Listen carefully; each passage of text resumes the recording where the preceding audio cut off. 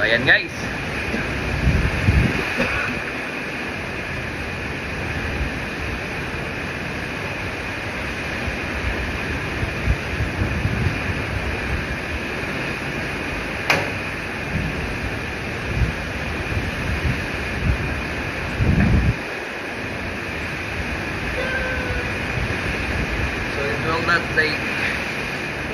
So ayan guys, magandang umaga na naman.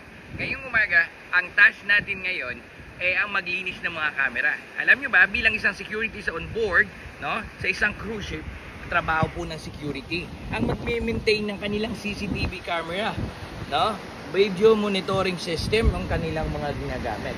So ngayon, dahil tayo ang natasang maglinis ng camera, ayan, umpisa natin, no, sa maraming camera. So may iba-iba klase tayo ng mga camera. Meron tayong all access, same with this one. So lilinisin natin yan. At the same time, re-report tayo sa ating supervisor once the task is done. So we will start. Come on, join me. So ayan guys, we are doing the camera cleaning. Same with my partner on this side.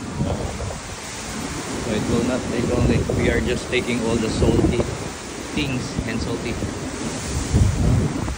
Salty na kasi ito. So kailangan tatanggalin natin para hindi tatanggalin yung natin.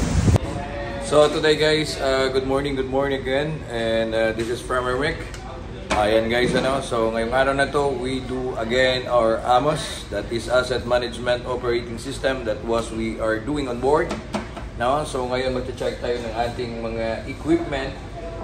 Ito po, X-ray po ngayon yung tasking ngayong araw na to. So we are doing the calibration of the X-ray by our OTP and CTP, that is a complete test piece. So kukunin natin yung ating equipment kung nasaan man siya nakalagay. So nililinis muna natin both sides, then pinapagana natin. So kukunin natin yung ating CTP. Yan, kasi itong mga equipment na to is only a spare. So kaya nandito tayo. So lalagay natin dyan. Titingnan natin yung screen. If the screen is working, makikita natin. No? So ayan, kailangan 3 beses natin pinapadaan ulit in few bar sites na makikita ninyo. Yan, so makikita natin na tumatakbo, gumagana, maganda yung kulay, kita yung 5 linya na kung saan ginagamit, no? So makikita ninyo kung anong mayroon. So the tunnel is clear. Now it is good. We check. So papaganahin natin yung ating X-ray for 15 minutes. Standard po natin yan. Thank you guys! Magandang umaga na naman!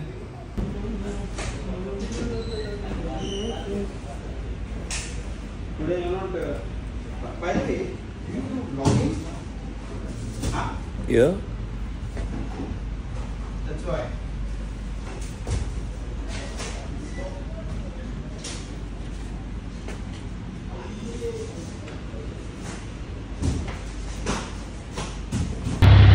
Kala ko sa Pilipinas lang mag-check.